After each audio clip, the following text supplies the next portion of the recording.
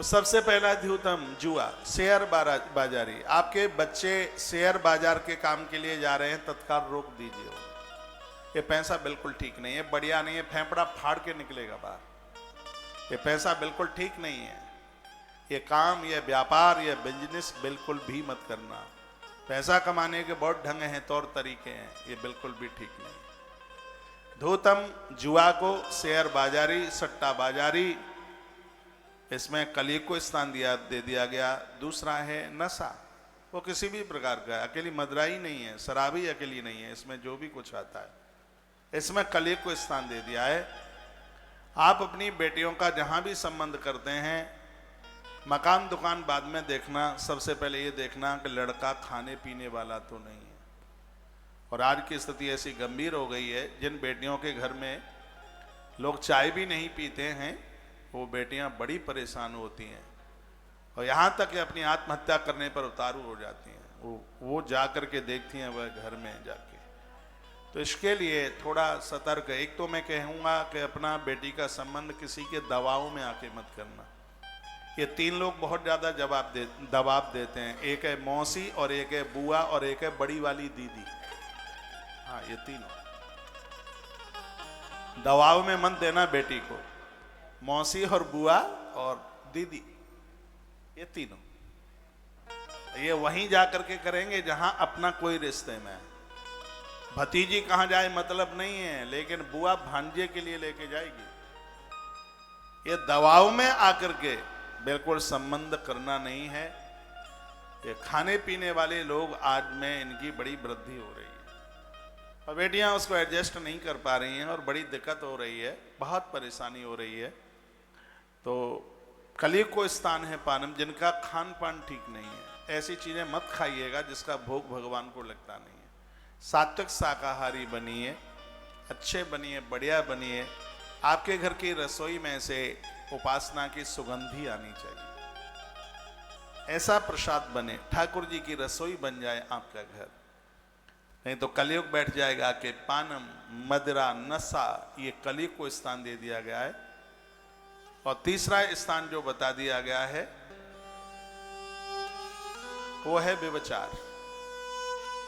जीवन का बहुत बड़ा अपराध है और मैंने तो बहुत बार बोला भी है। पुरुषों को मैंने बहुत संकेत दिए हैं।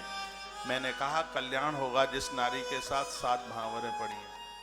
ये बाजारू स्त्रियां पैसा तो लूट ही लेंगी, प्राणों को भी ले लेंगी। इनसे बच करके रहिए। भागवत में भी कहा है कि इनके जीव के आगे भाग पर तो रखिए चासनी और पीछे रखिए तलवार चाकू, सो पेट फाड़ करके ही छोड़ेंगे। बाजारू स्त्रियों के साथ बैठकर हवन यज्ञ करने का अधिकारी व्यक्ति कभी भी नहीं होता। उनसे बचने की कोशिश कीजिए। नारी के लिए भी संबोधन किया गया है, ऐसे पुरुषों से बचिए जो भ्रष्ट हैं, गिरे हुए हैं। इनसे अपने आप को सावधान रहकर अपने आप को बचाइए। जहां व्यभिचार है ऐसी जगह पर कलयुग को स्थान दे दिया गया। वहां कलयुग बैठा है, वहां मन को शांति नहीं मिल सकती। और एक चौथा स्थान है जिसका नाम है हिंसा, मारा काटी, जीवों के प्राण ले लेना। वहां कलयुग को स्थान है। कलयुग मार डालेगा वहां। ऐसी पंगतों में मन जाइए जहां मुर्गा चावल बनता है। ये मुझे लोग आकर के बताते रहते हैं हमारे यहाँ का फेवरेट ही है, हमारे यहाँ का फेवरेट ही है, हमारे यहाँ का फेवरेट है, तो बोलते रहते। शुद्ध सात्विक शाकाहारी, आज की कथा को मैंने यहीं से आरंभ किया है और 7 बजे तक शाकाहारी शाकाहारी शाकाहारी ही चिल्लाता रहूंगा। हाँ, कुछ तो फर्क पड़ेगा। धूतम पानम श्रेया सुना यत्र अधर्म चतुर्वेदा, स्पष्ट लिखा है अधर्म चतुर्वेद। चारों स्थान ये अधर्म के, अन्याय के हैं। ये चारों के चारों स्थान है।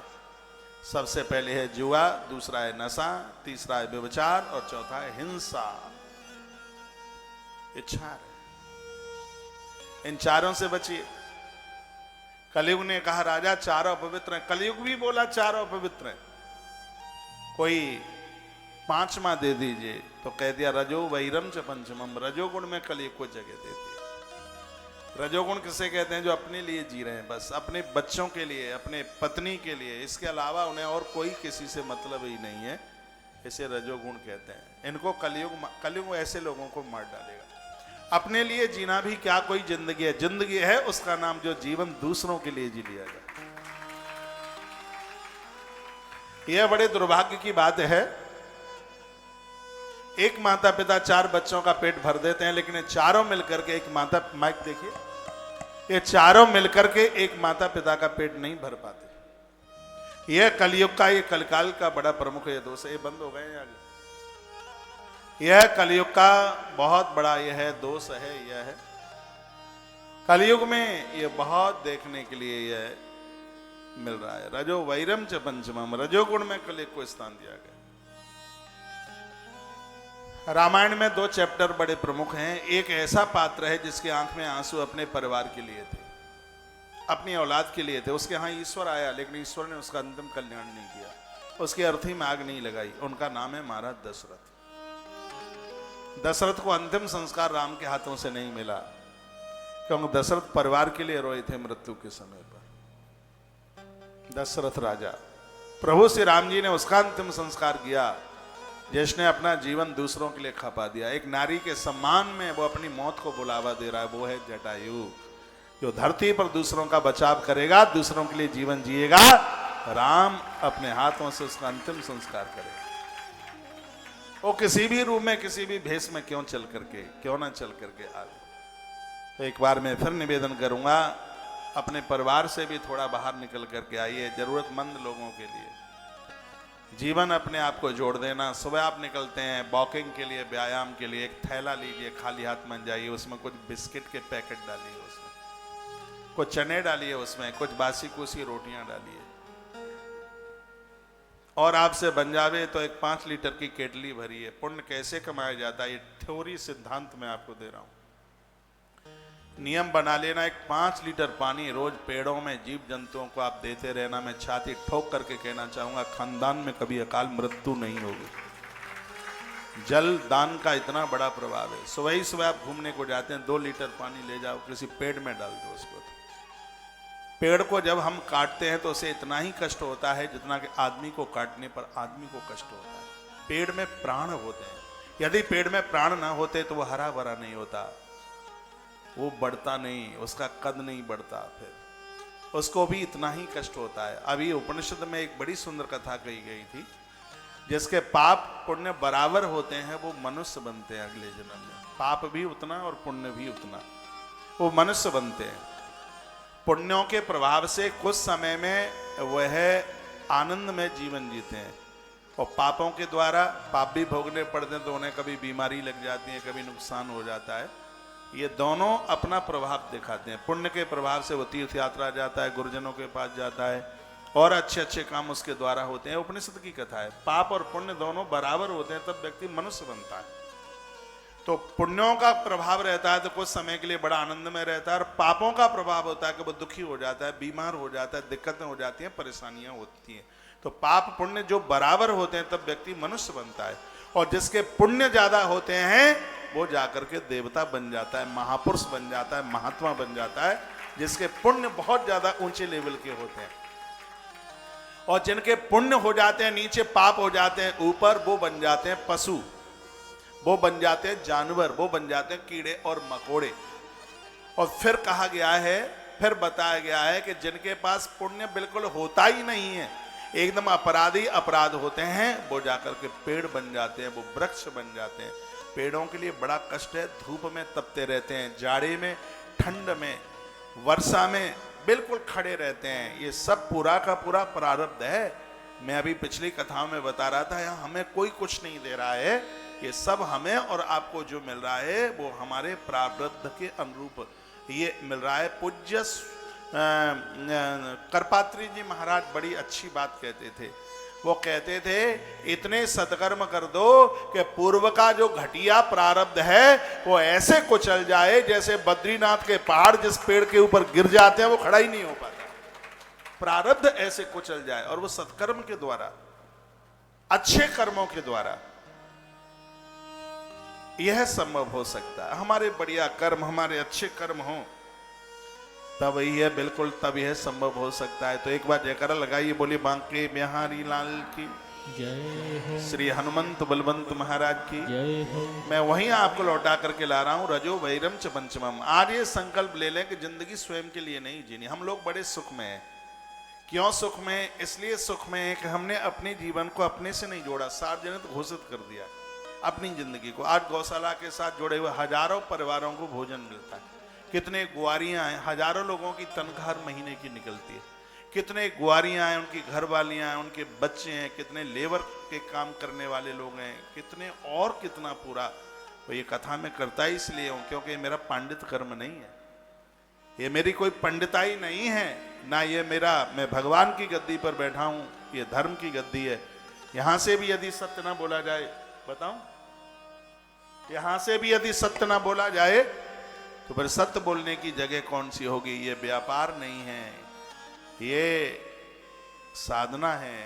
जीवन की सबसे बड़ी हमारे लिए संपदा है, क्योंकि इससे बहुत लोगों की रोटियां चल रही हैं, बहुत लोगों को जीवन मिल रहा है।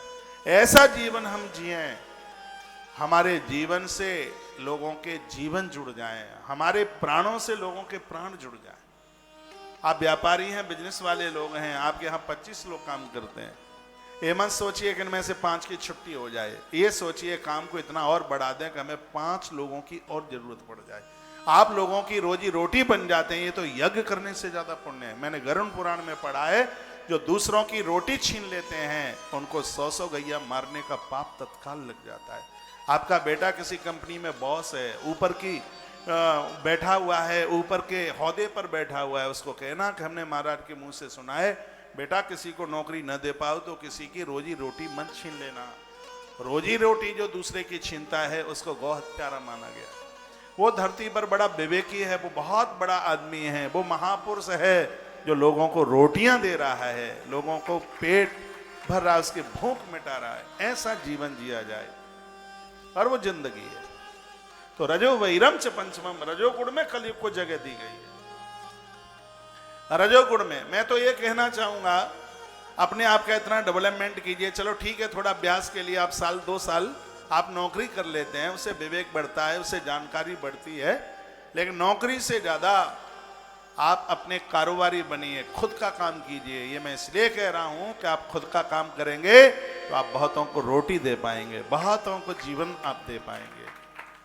तालियां तो बजाना मत, क्योंकि आज शनिवार है, शायद नहीं बजाते हो कलकत्ता में ताली। तो इतना डेवलपमेंट करना, इतना कुछ करना। रजो वैरम च पंचमम, आप रजोगुण में जीवन नहीं, आप सात्विक सतोगुण में जीवन जीना। रजोगुणी लोग, उनका जीवन बस हनुमान जी के भी दर्शन करने के लिए जाएंगे तो हनुमान की गदा उन्हें नहीं दिखाई देती। बहुत बड़ी गदा है हनुमान जी की, हनुमान जी की गदा नहीं उन्हें दिखाई देती, उन्हें यह दिखाई देता है कि यहाँ भीड़ ज्यादा है, कुछ नहीं तो लडुआ की दुकान यहाँ खोलने तो बहुत चलेगी। वो जहां जाएंगे वहां बस उनको यही सोच में आएगा, वो यही सोचे। एक कोई सज्जन आए थे, वो बोलते हैं महाराज जी एक काम करना है। हमने कहा बोलिए ना। अभी की बात है, वो आप कैंसर हॉस्पिटल बना रहे हैं। हमने कहा बना तो रहे हैं, आप हमें अपनी रसीद बुक दे दीजिए, हम मार्केटिंग वाले आदमी हैं, आपको बहुत फंड ला करके दे देंगे। मैंने कहा सच बताइए कि तुम मुझसे मिलने के लिए आए थे कि दिल्ली से तुम फंड की बात सोच करके आए? कहते हैं आए तो वैसे ही मिलने के लिए, लेकिन यहाँ भीड़ भाड़ ज्यादा देख दाख करके अब हमें लगा है आपसे जोड़ करके हमारा धंधा बड़ी जोर से चल जाए। तो कुछ लोगों की ऐसी मानसिकता होती है, वो जहां पहुंचेंगे वहां धंधा ही धंधा होता है। रजो वैरम च पंचमम, इस रजोगुण से बाहर निकल के आइए। परिवार के लिए बस जीवन सीमित एक जीवन है, उससे बाहर निकल के आइए। ऊपर के आकाशों की उम्र खत्म हो सकती है, परमार्थ के लिए जीवन जीने वाले व्यक्ति के लिए की उम्र कम नहीं होती। बहुत लोग ऐसे थे जो जिंदे थे तब भी मरे हुए थे, और बहुत लोग ऐसे हैं जो मृत्यु के बाद भी जिंदे हैं। पूज्य स्वामी विवेकानंद, परमहंस गुरु नानक देव, इन सब लोगों के नाम उसमें आते हैं जिनका शरीर न होते हुए भी आज वो जीवित है। कुछ लोग जिंदे होने पर भी मरे हुए लोग थे। सिरादे मेरे गले के साथ दे। तो रजो वैरम च पंचमम, जो रजोगुण में जुड़े हुए हैं कलयुग उनको मार डालता है। तो यह स्थान परीक्षित राजा ने दिए। घर पर चल करके पंखा चलवाएं कि बंद करवाएं? बंद करवाओ, इन्हें ठंड लग रही है, करवा दो बंद। बोलिए बांके बिहारी लाल की जय हो। श्री हनुमान जी महाराज की जय। आइए 2 पंक्तियां, तब तक पंखा बंद हो रहा है। मोहन से दिल क्यों लगाया है, ये वो जाने फिर मैं जानूं। है छलिया पर दिल क्यों आया है, ये मैं जानूं या वो जाने। जगह कम है, नाचने वाली बहनें बगल वाली के ऊपर गिर ना जाए नाचते नाचते। स्वर दो फटाफट, बस 2 पंक्तियां गुनगुनाते हैं, थोड़ा थोड़ा और आगे खिसकाना। मोहन से दिल क्यों लगाया है, ये मैं जानूं या वो जाने। मोहन से दिल क्यों लगाया है, छलिया से दिल क्यों लगाया है। ये मैं जानूं या वो जाने, ये मैं जानूं या वो जाने, ये मैं जानूं या वो जाने, ये मैं जानूं या वो जाने, ये मैं जानूं या वो जाने। मोहन से दिल क्यों लगाया है, छलिया से दिल क्यों लगाया है। ये मैं जानूं या वो जाने। जय हो।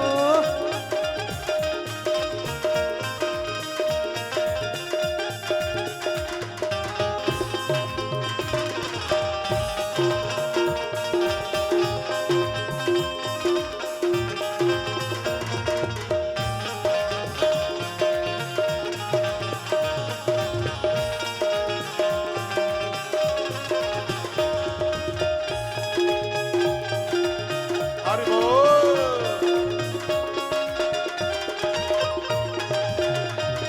हर बात निराली है उसकी, हर बात पे है एक तेरा मन। हर बात निराली है उसकी, हर बात पे है एक तेरा मन। तेरे पर दिल क्यों आया है, तेरे पर दिल क्यों आया है। ये मैं जानूं या वो जाने। मोहन से दिल क्यों लगाया है, ये मैं जानूं या वो जाने।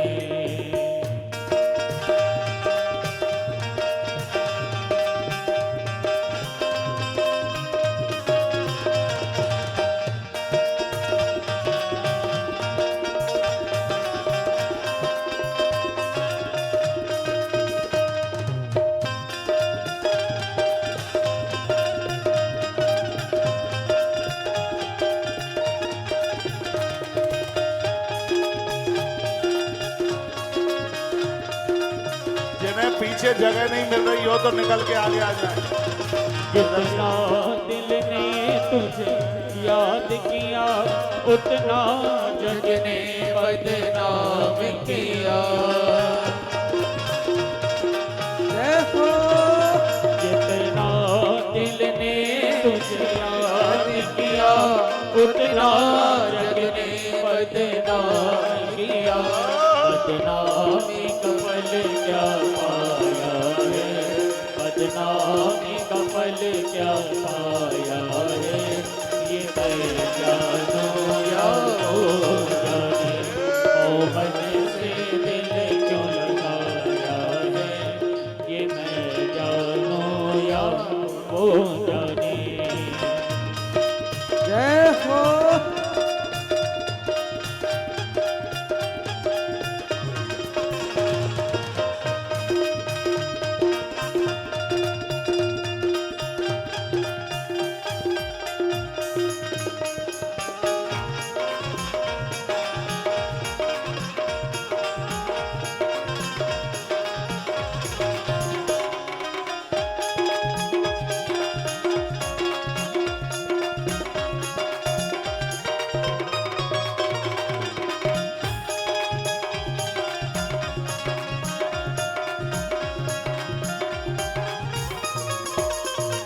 तेरे प्यार में दिल दीवाना किया, मुझे इस जग में बेगाना किया। तेरे प्यार में दिल दीवाना किया, मुझे इस जग से बेगाना किया। मैंने क्या खोया क्या पाया है, मैंने क्या खोया क्या पाया है, ये मैं जानूं या जाने। मोहन से दिल क्यों लगाया है, ये मैं जानूं या वो जाने। ये मैं जानूं या वो जाने, ये मैं जानूं या वो जाने। छलिया से दिल क्यों आया है, ये मैं जानूं या वो जाने। मोहन से दिल क्यों लगाया है, ये मैं जानूं या वो जाने। मोहन से दिल क्यों लगाया है, ये मैं जानूं या वो जाने। मोहन से दिल क्यों लगाया है।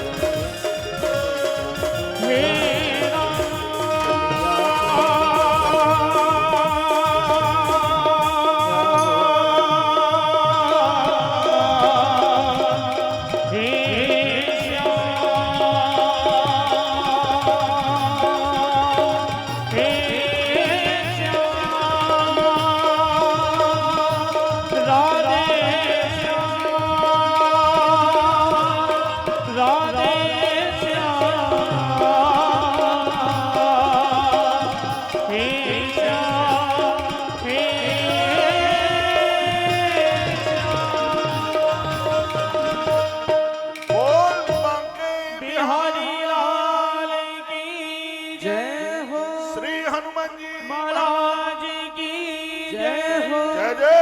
श्री राधे श्री राधे श्री राधे। तो परीक्षित राजा ने कलयुग को रहने के लिए इतनी जगह दी, कहाँ कहाँ? जुआ, नशा, व्यभिचार और हिंसा। भले लोगों को इन चारों स्थानों से बचना चाहिए। राजा घर पर चल के आए। एक दिन की बात थी, उन्होंने अपना खजाना देखा और वो लोग बड़े समझदार हैं जो अपना खजाना देखते रहे। खजाना देखने का मतलब है कि इनकम से कहीं खर्चे ज्यादा तो नहीं बढ़ गए। खजाना देखने का मतलब है ये देखिए कि कहीं खर्चे ज्यादा तो नहीं हो गए हैं और इनकम कम हो। बड़ी पुरानी कहावत है कि गुस्सा ज्यादा ताकत कम, ये हैं लक्षण पिटने के।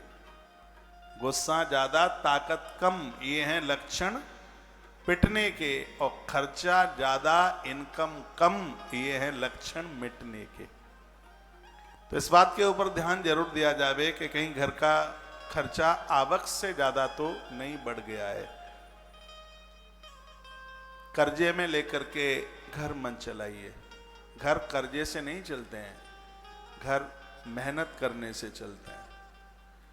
और ये 3-4 चीजें ऐसी हैं जहां नींद नहीं आती। एक तो कर्जा बढ़ गया है, एक बेटी युवा हो रही है शादी के लायक, एक बीमारी घर में फैली हुई है, कोई बीमार है, और एक दुश्मन बढ़ गया है।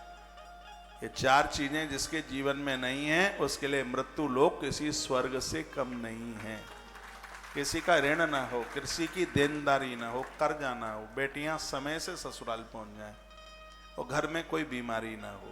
3 और चौथा दुश्मन नहीं। हमारा वेद कहता है मित्र बढ़ाइए, दुश्मन नहीं। ये 4 बातें कही गई है। तो राजा ने देखा अपना खजाना, उसमें एक स्वर्ण जटित मुकुट दिखाई दिया। प्रजा ने कहा मुकुट बहुत अच्छा है, इसको आप अपने भाल पर रख लीजिए। वो मुकुट अपना नहीं था, अपने पूर्वजों के द्वारा मिला हो ऐसा नहीं था। वो जरासंध को मार करके भीम उसके मुकुट को लेके आ गए। मुकुट तो टिकाऊ तब होता जब अपना पूर्वजों का, पुरखों का होता। कृष्ण ने मना किया था लेकिन वो नहीं माने। आपके यहाँ ब्याज का काम होता है, लेन देन का काम होता है। सोना गोल्ड रख करके पैसा लोगों को देते हैं, उसको रखा रहने दीजिए। घर की संभ्रांत सजग समझदार माताएं उस गोल्ड को ना पहने। हाँ, सोना वही ज्यादा सूट करता है, या पियर से मिला हो या पति से मिला हो। जो रास्ते में डला हुआ मिल गया है, ऐसे ही मिल गया है, या किसी की चैन चून काट ली गई है, तो ये बड़ा दुखदाई है। एक बहुत मैंने बड़ी बात बोल दी है, सोना वही फायदा करता है, या पियर से मिला हो या पति से मिला